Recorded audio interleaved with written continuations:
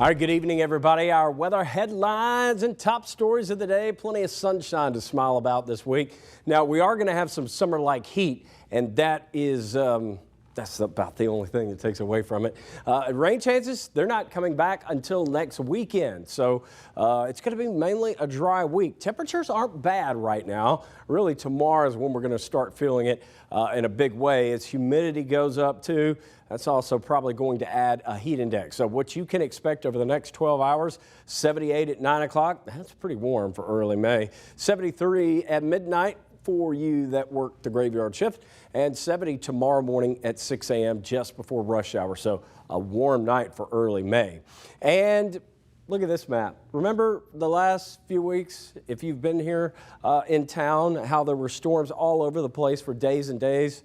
And now that map has nothing on it. We're talking about heat for days and days. And it's really, this is unusual to do a quick pattern switch like this so fast this time of year. Hour by hour, 9 o'clock tonight, 78 degrees. Again, a warm night, few clouds, but not a big deal overnight. 8 o'clock tomorrow morning, 74. Another hot day for the entire area. In fact, some of us will touch 90 tomorrow for the first time, and we're going to stay in the 90s for most of this week, actually, and our Futurecast model indicates and shows just that. And by 4 o'clock tomorrow afternoon, or excuse me, Wednesday afternoon, 91. So we're on track to at least tie a couple of record highs this week, maybe set a couple. It's not normal. One thing to think about also, now that we're heating up so quickly, when it is 90 degrees outside, this is how hot it gets in a car. 109 degrees after 30 minutes. Look what happens after an hour, 133 degrees. Look before you lock. People and pets. Don't forget about your pets either. Umbrella forecast, well, you got to wait. I don't think a lot of people are complaining about this, but Saturday will be the next day when you really need it. There's a small chance on Friday, but it looks like area-wide Saturday is going to be the highest opportunity. This looks like a July forecast. It really does. So this is not usual. Saturday, rain chances. Sunday and Monday, we finally cool down. This week, as I said, we have the potential to reach 90 for the first time. Meteorologist Danielle Moss does have some tips for us to help keep you and your family safe when it gets this hot this early.